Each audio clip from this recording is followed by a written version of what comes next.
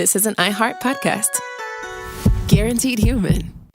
With no fees or minimums on checking accounts, it's no wonder the Capital One bank guy is so passionate about banking with Capital One. If he were here, he wouldn't just tell you about no fees or minimums. He'd also talk about how most Capital One cafes are open 7 days a week to assist with your banking needs. Yep, even on weekends. It's pretty much all he talks about, in a good way. What's in your wallet? Terms apply. See CapitalOne.com/bank. Capital One, N.A., member FDIC. Hi, Kyle. Could you draw up a quick document with the basic business plan, just one page, as a Google Doc, and send me the link? Thanks.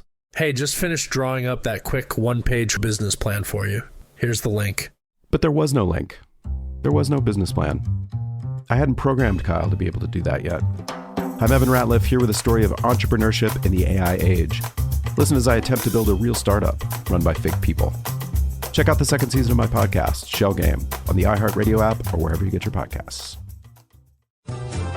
Welcome to Stuff You Should Know from HowStuffWorks.com.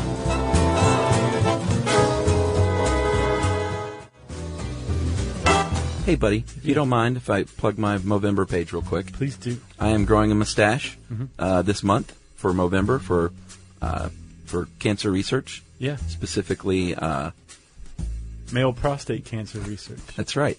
And you can donate to my team, which would be pretty cool because, you get a free podcast, and it'd be nice to throw a little money toward cancer research. Yeah. In the name of my mustache. Chuck's being nice here. Give him some money. He's growing out facial hair to help a charitable organization engage in really important scientific research. That's right. And you can go to mobro.co/Charles Bryant, and that is my page, or just go to the Movember site, type in Charles Bryant in the search bar, and look for the picture of me. There's only a couple of us out there. Chuck's wearing a red shirt. That's right. Yeah. So what is that again? That's mobro.co/Charles Bryant. Yes. Thank you in advance. Yeah, that's nice, Chuck. All right. Let's get to it. Hey, and welcome to the podcast. I'm Josh Clark. There's Charles W. Chuck Bryant in audio and video, Chuck. We're just hanging out, doing some recording, doing our thing. I guess this is episode number 5,082. That's right. Yeah. Before we get started, I wanted to point out, Josh, that on the way in about 20 minutes ago in our parking deck, I saw what was probably an $80,000 Mercedes with a license plate that said Rush fan. Oh, yeah. Have you seen that? Yeah, I'm trying to figure out, I've seen it many times. I'm trying to figure out, are they talking about Rush? I think so. Or Rush Limbaugh? Oh. Yeah. The first time I saw it, I was like, all right. And then I was like, oh, I wonder which one. Geez, now I'm doubting myself. And I then thought now, it was Rush the band, which I right. thought, well, it's obviously a guy, first of all. It would have to be. And it's obviously a guy that's some sort of CEO here in the building because maybe his car was pretty sweet. Yes, but also consider this. It doesn't have a reserved spot. Yeah, that's true. Could be a lease. Rush Limbaugh fan. I don't know if you would say Rush. Do people call him that? Mm-hmm. I would have put LMBH fan, FN. No, people would definitely call him Rush. All right. Yeah. Well, he could also love that drug that used to be legal called Rush that you'd buy at head shops in like the 80s. Maybe he just loves that. Yeah, he's stocked up on it. What is that stuff? Is it I have no idea. Eradicated, or did it convert into something that we, like PCP, something we know by another name? I don't know, and boy, we're segueing already, but this is a short one, so I guess it's all right. I did see an internet thing yesterday where this artist took like every drug you could think of and drew a self-portrait. It was pretty interesting, I gotta say. Like from the weird, like fun psychedelic mushroom one to, God, which one was it that was just horrifying? It was just like fuzzy scribbling. Methamphetamines? No, that one was pretty scary too, but there was one that was just like, bleh. Weird. Oh, it was probably Robitussin. No, but he did do that. He drank cough syrup. Sure. Yeah. You should do none of this, by the way. Right. People. Even if you are an artist. Yeah. You know who makes the best art? Clean, non-addicted human beings who get high on, a nice spring day. And they're not getting high during that spring day. They're getting high from the spring day. That's what I meant by that. Sure. Let's talk about days. Let's talk about fall instead of spring. Yeah, that's a great Autumn. idea. You want to? Autumn is my favorite season, Josh. Same here. As it is a lot of people, because here in Atlanta, which is like living in the middle of a forest, an urban forest. It is. It's like the most heavily wooded state in the union, I understand. Is it really? what I hear. Well, this article here gives a lot of due to New England, which is no slouch, obviously, but Georgia in the southeast, man, the Rockies, Right. They moved over. the Blue Ridge Mountains, just gorgeous. Smokies? Like vibrant reds, yellows, orange. It's just like unbelievable Right. each fall. I saw an article, I think it was on MSNBC, it was a Today Show article, and it was like places other than Vermont, New Hampshire, and Maine Yeah. that are good for, I hate this word, leaf peeping. I thought that was made up, and I had to look it up, and It's not. Yeah, it's real. Yeah, it's the most disgustingly folksy word I've ever heard in my life. Yeah. But that's what it's called. If you go and look at leaves as they change color, you're a leaf peeper. No, you're not. Some people would call you that. I think you have to associate with that thing. Oh, like you might have a T-shirt that says that? Like Yeah, leaf like- peeper at work? Or leaf peepers do it with their eyes open. Nice. Thanks. Nice. In the woods. Yeah. Yeah, if you are into that kind of thing, some people might call you a leaf peeper. And you probably are a veteran of New Hampshire's, Vermont's, and Maine's autumns. Yeah. But like you're saying, the Smokies are nice. The Appalachians are nice. Yeah. Out west apparently has some really good leaf peeping. Oh, yeah? Yeah. Utah, Oh, I'm sure. Yeah. Colorado, Mm-hmm. and Arizona, maybe? In the right spots? probably. Yeah, probably. Northern Arizona. As long as like there you have some sort of maybe like an elm, a good maple out there, Yeah. it's going to be worth standing and gawking at for a certain period of time during the Agreed. year. If you go a little further up into Idaho, you're going to hit the Snake River. And if you hit the Snake River, you're probably going to run into a Native American of the Shoshone tribe. Okay. This is like their central location, or it was. It's their ancestry. And the Shoshone, if you ask them, especially if you ask them a few hundred years ago, I'm sure, why the leaves turn color, say like red or yellow, they would tell you a little story about the Great Bear. Yeah. And you've heard this one, right? I have. You want to tell it?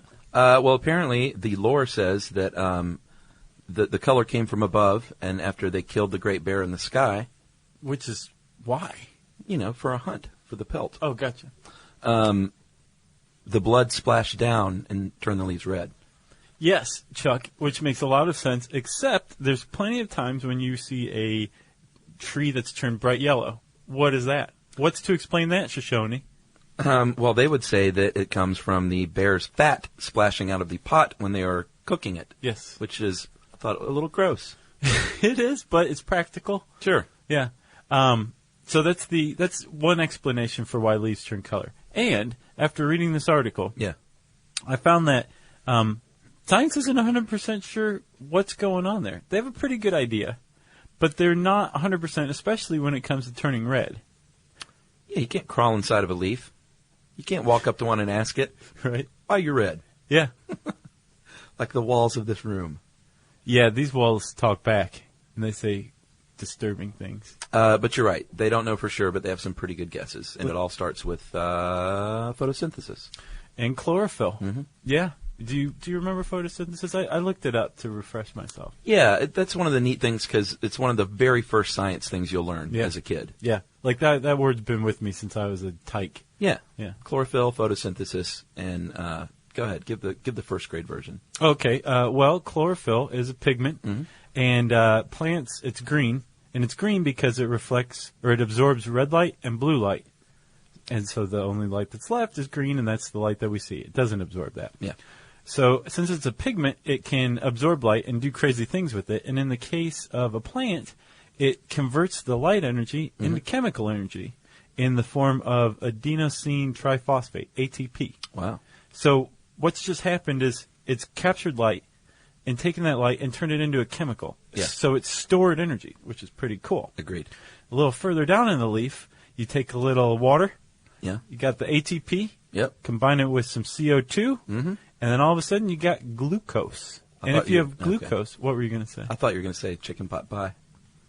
You have the beginnings of a good chicken pot pie. Okay. Like you can't make a chicken pot pie without ATP. Yeah. That's just the start. So you have all this glucose, and you're ready to make some chicken pot pie. Before you make that, the plant is going to use it to fuel cells. Mm-hmm. It's its food. It makes its own food, right? That's pretty neat in itself. That's photosynthesis. Yeah. So photosynthesis is carried out in the presence of lots of light, right? Right. And during the right kind of weather, when Right. there's a lot of light. Yeah. So, Summertime? yes, summertime comes to an end, though. The days start to go a little shorter. That's right. It gets darker earlier. Yeah. Air dries out a bit. Yeah, and the plant says, you know what? I'm kind of done making my own sugars for a while. I'm going to just live off my fat like a great bear in the sky. That's right. And so it stops making chlorophyll. Yeah, and chlorophyll's not the only thing going on in the leaf. Obviously, you have your green, but there are also other pigments like carotene and xanthophyll. Yeah. Xantho means yellow in Greek, and that is what gives carrots and egg yolks their cover. The carotene. Cover? Right? Their color. Their cover. It's a cover color. The shell gives it the cover. Sure. I think. Yeah, it's what gives it the color, and they're always in leaves. And they also help absorb the sunlight. Mm-hmm. They're not the star that chlorophyll is, but they do transfer chlorophyll for photosynthesis. Right. They help. Yeah. And so the plant always has, I guess, carotenes and, what is it? Xanthophyll? Xanthophyll. So, but it doesn't always produce chlorophyll. So when it stops producing chlorophyll, the xanthophyll and the carotenes go, hey, look at us. Huh? I think it's always chlorophyll, right? No, it stops just producing stops. chlorophyll. Oh, but it's always there at some point. Or are there some leaves without chlorophyll at all? Oh, no, it depends on the time of the year. Okay, that's what I thought. Right. So, the plant will stop producing chlorophyll, and the carotenes and the xanthophyll will take over. Yes. But, yeah, I believe that there's always chlorophyll, or every plant has an ability to make chlorophyll, right? Yeah, For photosynthesis. I think so. Because that's how it eats. Yeah. Yeah. Hi, Kyle. Could you draw up a quick document with the basic business plan, just one page, as a Google Doc, and send me the link? Thanks. Hey, just finished drawing up that quick one-page business plan for you. Here's the link. But there was no link. There was no business plan. It's not his fault. I hadn't programmed Kyle to be able to do that yet. My name is Evan Ratliff. I decided to create Kyle, my AI co-founder, after hearing a lot of stuff like this from OpenAI CEO Sam Altman. There's this betting pool for the first year that there's a one-person billion-dollar company, which would have been like unimaginable without AI, and now will happen. I got to thinking, could I be that one person? I'd made AI agents before for my award-winning podcast, Shell Game. This season on Shell Game, I'm trying to build a real company with a real product run by fake people. Oh, hey, Evan. Good to have you join us. I found some really interesting data on adoption rates for AI agents in small to medium businesses. Listen to Shell Game on the iHeartRadio app or wherever you get your podcasts. The moments that shape us often begin with a simple question. What do I want my life to look like now? I'm Dr. Joy Harden Bradford, and on Therapy for Black Girls, we create space for honest conversations about identity, relationships, mental health, and the choices that help us grow. As cybersecurity expert Camille Stewart Gloucester reminds us, we are in a divisive time where our comments are weaponized against us. And so what we find is a lot of Black women are standing up and speaking out because they feel the brunt of the pain. Each week we explore the tools and insights that help you move with purpose, whether you're navigating something new or returning to yourself. If you're ready for thoughtful guidance and grounded support, this is the place for you. Listen to Therapy for Black Girls on the iHeartRadio app, Apple Podcasts, or wherever you get your podcasts. So you've got the red, or you've got the yellow, and you have the orange leaves. Mm-hmm. Explained. Bam. There's no chlorophyll any longer. Right? That's right. And we should probably talk about that period of hibernation, what goes on. There's another step that goes on. Yeah, a couple of things happen. The leaf is going to form a layer of separation. Mm-hmm. Jennifer calls it cork-like cells. Yeah. At the base of the leaf. I like that. Seals it off from the tree. It's like a little stopper, I guess. And then the tree stops producing the chlorophyll. And, well, that's pretty much it. Like, no more chlorophyll. We've got a barrier between the end of the branch and the leaf. Yeah, so the tree doesn't dry out when it loses all its leaves. Exactly. And here's where we get into the red, where the red comes from. Right. Something called, a pigment called anthocyanin. Mm-hmm. And that is a flavonoid. It's the flavonoid family. Nice. And depending on the pH, it can be responsible for reds, purples, and blues, and all sorts. It's like what makes a plum purple, for instance. Yeah, or a grape. Or a grape. Blueberries. Grape. Or yeah. blueberry blue. Yeah. There's more than 300 distinct anthocyanins. Right. And apparently they're really, really good for you. Like loaded with antioxidants. Yeah. That's probably why blueberries are so good for you. Yeah, well, exactly. It's a superfood. But one of the things I found that said that it was some of the strongest physiological effects of any plant compound on the planet is found in the anthocyanin. Nice. Yeah, it's pretty crazy. Well, they don't. Not all plants produce anthocyanins. Yeah. And not all plants that do produce anthocyanins produce it all the time. I tried to get a list. Oh yeah. Of just trees, but I'm sure it's out there. I just couldn't find it. I would say a lace-leaf Japanese maple. That will be at the top of the list. That was for having it? Yeah. Sure. And that's all I got. Okay. But so I mean, if you are a leaf peeper, or you're somebody who others might call a leaf peeper, It just sounds so dirty. I know. It's a terrible word. Any kind of peeper is just, I don't know. Sure. Tawdry. Yeah, because peeper. Yeah, exactly. If you are into looking at fall leaves, we'll say that. Thank you. Then you probably know that some years there's really great reds, other years there's not. I felt like last year we didn't have that many. Yeah, it seems like I don't remember seeing reds for a while now. Agreed. And science is not 100% certain what's going on, but what they think happens is anthocyanins are created by a plant to recover sugar. Yeah. During times when it's there's a period of stress that the plant's going through. So if you have a very wet summer into autumn, you're probably not going to see any reds. If you have a very dry summer into autumn, you will usually see reds. And the reason why is because apparently these sugar stores in the leaves are just kind of dry. They're dried up. They've turned into sap. So the plant produces anthocyanins to go in and recover it, to get it all loosened up so it can suck it back out into its trunk before those cork-like cells cut it off. Yeah, it's sort of like there's a timetable, and they know that they're going to be cut off from that supply soon. Yeah. So it just really tries hard there at the end. To get every last bit out. Every last bit. And the anthocyanins are a red pigment, so when it sends it into the leaves, that's what they think is going on. They said that the best predictor that they found for a nice, brilliant red display in the autumn is as summer turns into autumn, warm, sunny days, so there's lots of sugar production going on. Yeah. And then cool nights that slows down the ability of the tree to suck the sugars that were produced that day out of the leaves. So there's a bunch stuck in there. And dry, too, right? Yeah. That's kind of what we got going on now, actually. Yeah, hopefully we'll see a lot of reds. I think my favorite, the reds are nice, but I don't know what tree it is, but it's one particular tree that has those yellow... Like it just glows? Oh, yeah, man. It's just like so yellow, it's blinding. It's a type of maple. Is it? I think so. Like there's a couple. There's one that like really glows that's a maple, and then there's another that's maybe the oak. I can't remember. I've seen them. I feel like we've talked about this. Am I having deja vu? It was, the time we went leaf peeping. We talked at length about this. That's right. Yeah. I forgot. We brought our little flask of apple cider. Yeah. Walked through the woods. Yeah. It was a heck of a peeping trip. That's right. So, well, I guess that's pretty much the end of it. Science has has explained the yellow and the green and the orange. And the red. Pretty sure about the red. Pretty sure about the red. Yeah, they're not 100% convinced. Yeah, I wish I had something else to add, but I think this is just one of those that, this fall you can tell your friends, you see that tree? You know why it's red? Well, that's what we're doing here. Yeah. Also, if you are into looking at leaves as they change color in the fall. Yeah.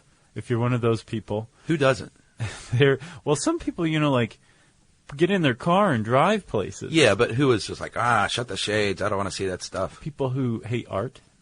Rush fans. Right. Yeah. Depending on the kind of Rush they're talking about. Yeah. If you are into that, though, there's an app. If you also are into smartphones and you own one, you can download a free app called Leaf Peeper. I'm not saying this, but it's a PEEPR, and it's free, and it's like this color-coded map of the United States by region and area, and it shows where the leaves are green, turning, moderate, peak, fading, and gone. So you can kind of track the leaves as they that's as they cool. change. Yeah, it's pretty neat. And you can take pictures and post it to your favorite social media site. Well, I think I was going to call for that anyway. I think if you live in a place that you think rules the roost post your pictures on our Facebook page. Yeah. And I will do the same. We will do battle, Georgia against the world. Okay. Because I think we have some of the best. You going to go do some leaf peeping? Take some pictures? I'll peep at some leaves. Sure. It seems like something you should do, like wearing like shorts and hiking boots and nothing else. You're leaf peeping. Yeah, I mean, Emily and I will usually try and take one drive up in the mountains, you know. Maybe pasties while you're leaf peeping. I can't wait for the video of this to show up. Hi, Kyle. Could you draw up a quick document with the basic business plan, just one page, as a Google Doc, and send me the link? Thanks. Hey, just finished drawing up that quick one-page business plan for you. Here's the link. But there was no link. There was no business plan. It's not his fault. I hadn't programmed Kyle to be able to do that yet. My name is Evan Ratliff. I decided to create Kyle, my AI co-founder, after hearing a lot of stuff like this from OpenAI CEO Sam Altman. There's this betting pool for the first year that there's a one-person billion-dollar company, which would have been like unimaginable without AI, and now will happen. I got to thinking, could I be that one person? I'd made AI agents before for my award-winning podcast, Shell Game. This season on Shell Game, I'm trying to build a real company with a real product run by fake people. Oh, hey, Evan. Good to have you join us. I found some really interesting data on adoption rates for AI agents in small to medium businesses. Listen to Shell Game on the iHeartRadio app or wherever you get your podcasts. The moments that shape us often begin with a simple question.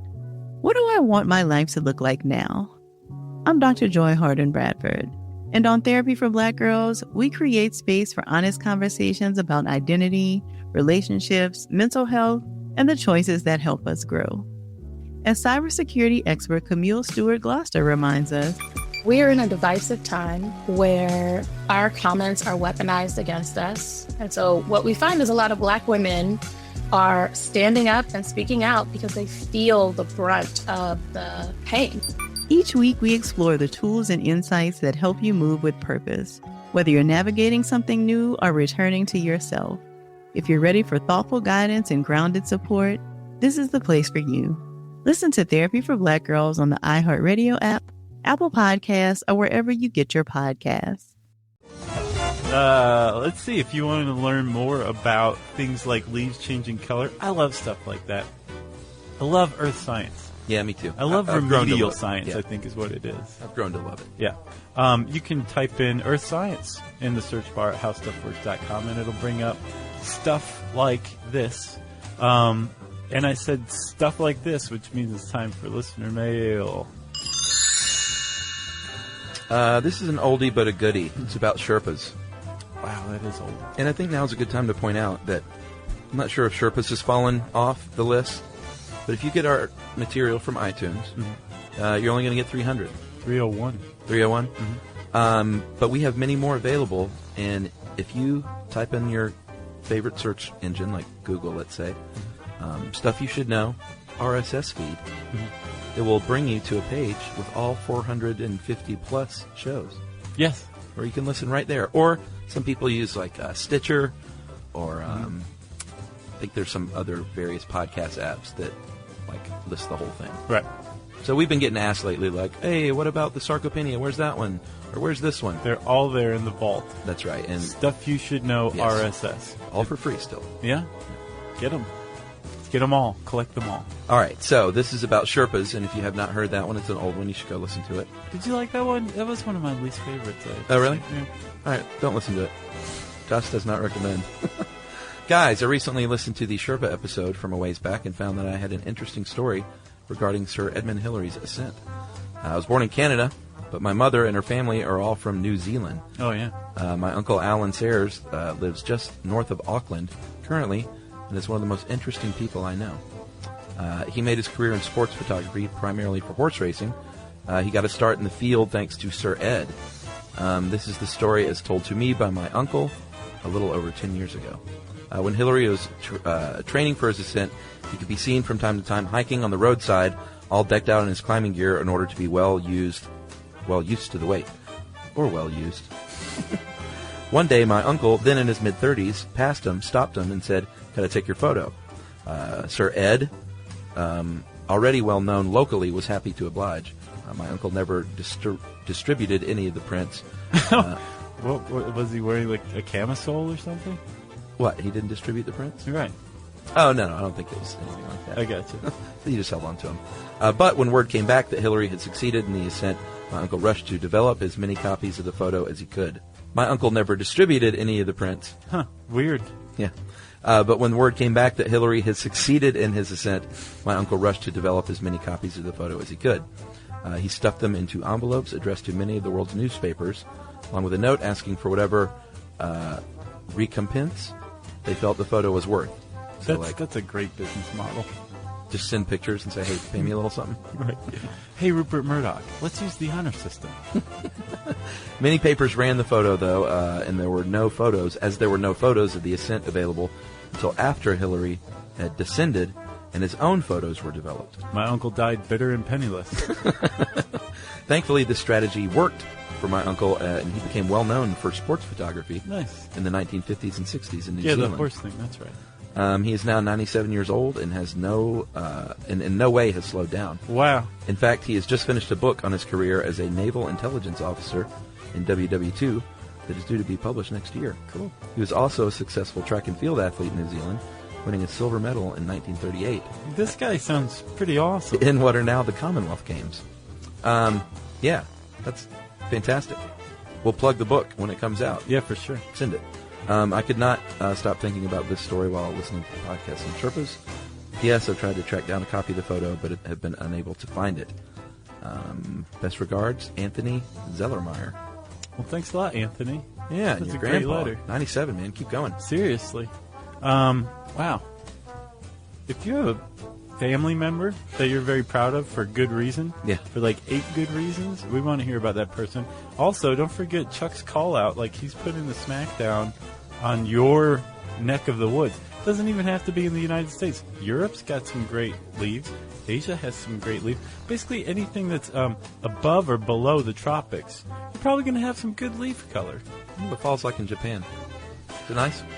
Yeah. Seems Japanese like it would be. maples. Yeah. Well, yeah. Over there, they just call them maples. We want to see pictures of your hometown trees showing their greatest colors, right? Agreed. You also, if you're a member of the Shoshone tribe, write in and say hi. Agreed. You can tweet to us at SYSK Podcast. You can join us on Facebook.com/Stuff You Should Know, or you can send us an email to StuffPodcast@Discovery.com.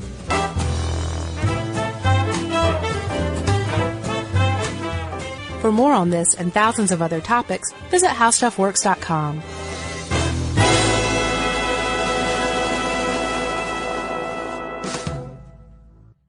Hi, Kyle. Could you draw up a quick document with the basic business plan, just one page, as a Google Doc, and send me the link? Thanks. Hey, just finished drawing up that quick one-page business plan for you. Here's the link. But there was no link. There was no business plan. I hadn't programmed Kyle to be able to do that yet. I'm Evan Ratliff, here with a story of entrepreneurship in the AI age. Listen as I attempt to build a real startup run by fake people. Check out the second season of my podcast, Shell Game, on the iHeartRadio app or wherever you get your podcasts. Whether it is getting swatted or just hateful messages online, there is a lot of harm in even just reading the comments. That's cybersecurity expert Camille Stewart-Gloucester on the Therapy for Black Girls podcast. Every season is a chance to grow, and the Therapy for Black Girls podcast is here to walk with you. I'm Dr. Joy Harden Bradford, and each week we dive into real conversations that help you move with more clarity and confidence. This episode, we're breaking down what really happens to your information online and how to protect yourself with intention. Listen to Therapy for Black Girls on the iHeartRadio app, Apple Podcasts, or wherever you get your podcasts. This is an iHeart podcast. Guaranteed Human.